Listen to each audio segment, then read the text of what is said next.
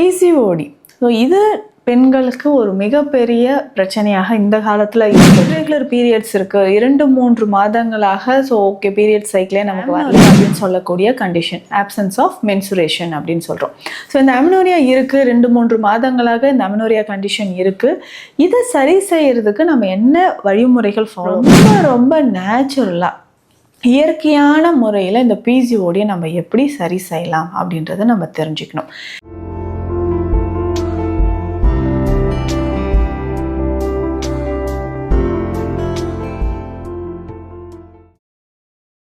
வரம் நேயர்களுக்கு வணக்கம்.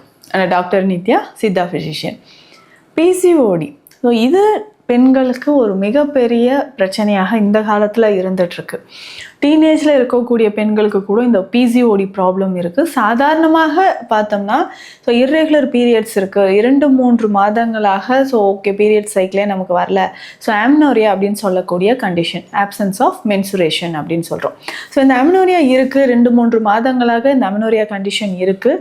இதை சரி செய்யறதுக்கு நம்ம என்ன வழிமுறைகள் ஃபாலோ பண்ணலாம்? ஸோ அப்போ முக்கியமாக இந்த மாதிரி பீரியட்ஸ் வராமல் இருக்கிறதுக்கு காரணம் அப்படின்னு பார்த்தோம்னா பிசிஓடி ஒரு முக்கியமான காரணமாக இருக்குது. ஸோ ஸ்கேன் எடுத்து பார்க்கும்பொழுது நிறைய பேருக்கு ஸோ பைலேட்ரலாக 2 சைடுமே ஓவரீஸில் இந்த மாதிரி சிஸ்ட் நிறைய பேருக்கு இருக்குது. ஸோ இது வந்து பாலிசிஸ்டிக் ஓவேரியன் டிசீஸ் இல்லை பாலிசிஸ்டிக் ஓவேரியன் சிண்ட்ரோம் அப்படின்னு நம்ம சொல்கிறோம்.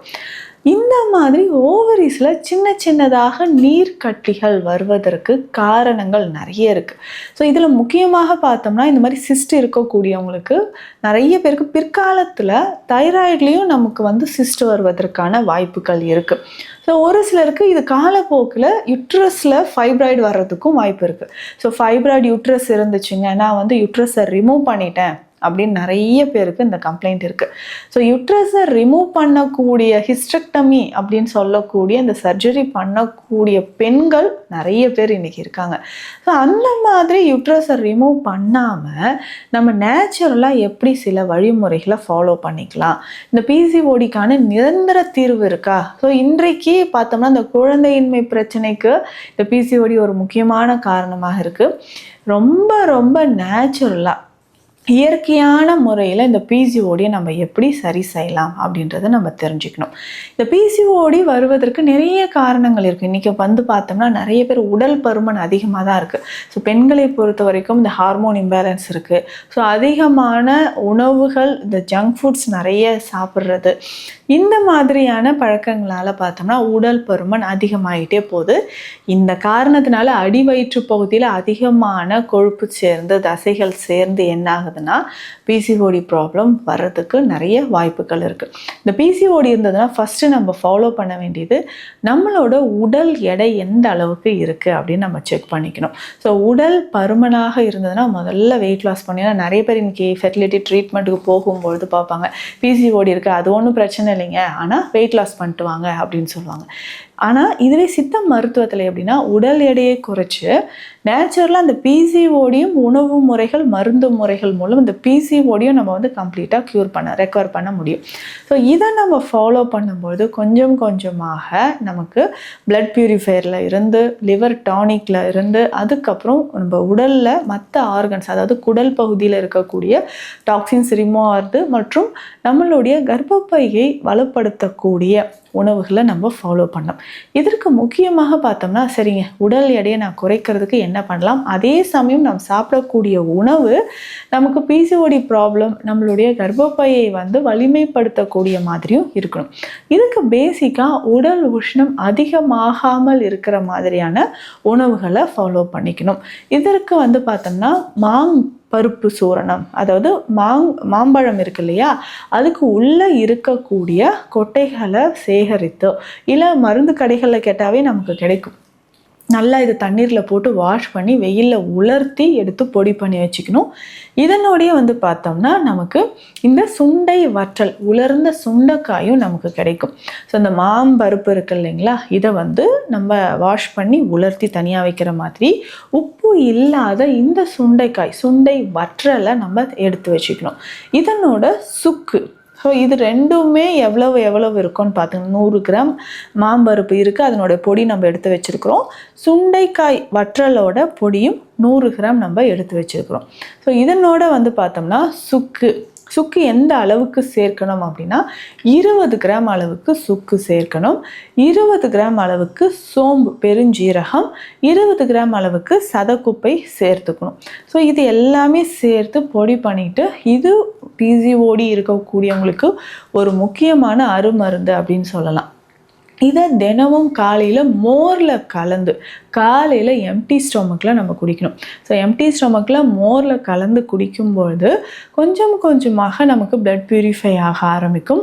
குடல் பகுதியில் இருக்கக்கூடிய டாக்ஸின்ஸ் வந்து நமக்கு வெளியேற ஆரம்பிக்கும். ஸோ குடல் பகுதியில் இருக்கக்கூடிய டாக்ஸின்ஸ் வெளியேற நமக்கு பீரியட் சைக்கிள் வந்து ரெகுலராக இருக்கும். சரிங்க, 3 மாதமாக எனக்கு பீரியட்ஸ் இல்லை அப்படின்னு சொன்னீங்கன்னா இந்த மெடிசனை நம்ம ஃபாலோ பண்ணும்பொழுது கிட்டத்தட்ட 1 மாதத்திற்குள்ளேயே அடுத்த சைக்கிள் வந்து நமக்கு வர ஆரம்பிச்சிடும். ஸோ இதை வந்து நம்ம ரெகுலராக ஃபாலோ பண்ணிக்கணும். சரி, அதுக்கப்புறம் உணவு முறையில் அதிகமான கொழுப்பு இருக்கக்கூடிய உணவுகளை நம்ம எடுக்கக்கூடாது. இதனோட சேர்த்து வந்து பார்த்தோம்னா சிட்ரஸ் ஃப்ரூட்ஸ், அதாவது இந்த விட்டமின் சி இருக்கக்கூடிய உணவுகள் கொஞ்சம் உணவில் சேர்த்துட்டு வரணும். அதாவது பைனாப்பிள், லெமன், அதுக்கப்புறம் சாத்துக்குடி, இந்த மாதிரி விட்டமின் சி சிட்ரஸ் ஃப்ரூட்ஸ் இருக்கக்கூடிய உணவுகளை நம்ம பயன்படுத்தும் பொழுது கொஞ்சமாக நமக்கு உடலில் நிறைய ஆற்றல் வர ஆரம்பிக்கும். முக்கியமாக உடல் கழிவுகள், யுட்ரஸில் இருக்கக்கூடிய சில பிரச்சனைகள் நமக்கு குணமாக ஆரம்பிக்குது. ஸோ இதே மாதிரி உணவு முறைகள் நம்ம ஃபாலோ பண்ணிட்டு வந்தோம்னா பிசிஓடி பிரச்சனை வந்து நமக்கு கொஞ்சமாக சரி வர ஆரம்பிக்கும். இதற்கு அடுத்ததாக சித்த மருத்துவத்தில் நம்ம கிளினிக்லையும் ஸ்பெஷலாக கொடுக்கக்கூடிய ஒரு மெடிசன் பார்த்தோம்னா குமரி கஷாயம் அப்படின்ற ஒரு மெடிசன். இந்த குமரி கஷாயம் நம்ம பயன்படுத்தும் பொழுது, தொடர்ந்து இந்த குமரி கஷாயத்தை நம்ம பயன்படுத்தும் பொழுது நம்ம உடலில் இருக்கக்கூடிய தேவையற்ற கழிவுகள், அதுவும் இந்த குமரி கஷாயம் அப்படின்னு சொல்கிறது முக்கியமாக இந்த ஆவார மரப்பட்டை, கொன்றை மரப்பட்டை, இதிலிருந்து செய்யக்கூடிய மெடிசன். இதனோட அசோக மரப்பட்டையும் இதில் சேர்ந்திருக்கும்.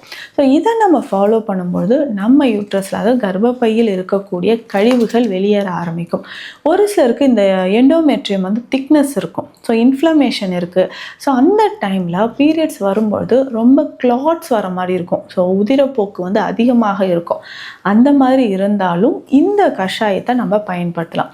இந்த கஷாயம் வந்து 1 ஸ்பூன் அளவுக்கு ஒரு 2 கிளாஸ் தண்ணீரில் போட்டு நல்லா கொதிக்க வச்சு வடிகட்டினோம். வடிகட்டி குடிக்கும்பொழுது நம்ம உடலில் இருக்கக்கூடிய தேவையற்ற கழிவுகள், முக்கியமாக இந்த மாதிரி கற்கள், இந்த ஸ்டோன்ஸ் இருக்குது, அதாவது கிட்னி ஸ்டோன்ஸோ இல்லை கால் பிளாடர் ஸ்டோன்ஸோ, இதுவும் கரையிறதுக்கான மருந்து முறை அப்படின்னு பார்த்தோம்னா இதுவே தான். ஸோ அப்போ நமக்கு உடலில் ஒரு கற்களோ கட்டிகளோ உருவாகுதுன்னா கழிவுகள் நம்ம உடலில் அதிகமாக இருக்குதுன்னு அர்த்தம். அதே மாதிரி இர்ரெகுலராக நமக்கு வந்து பீரியட்ஸ் இருக்குன்னா நான் சொன்ன இந்த வழிமுறைகளை ஃபாலோ பண்ணிவிட்டு உணவு முறைகளை பொறுத்த வரைக்கும் அதிகமான இனிப்பு, அவுட் சைட் ஃபுட்ஸ், இதை எல்லாமே நம்ம தவிர்த்துட்டு வரும்போது பிசிஓடி ப்ராப்ளம் அப்படின்றது ரொம்ப எளிமையாக வேறு அறுவை சிகிச்சை முறைகள் எதுவுமே தேவையில்லாமல் நம்ம குணப்படுத்திக்கலாம். உங்களுக்கு இது தொடர்பான மருத்துவ ஆலோசனைகளோ இல்லை உடல் எடை குறைப்பு சம்பந்தமான மருத்துவ ஆலோசனை தேவைப்பட்டால் ஸ்க்ரீனில் இருக்கிற நம்பருக்கு காண்டாக்ட் பண்ணுங்கள். நம்ம clinic Deekshalayam Siddha health care, Adambakkam, Chennai. நன்றி.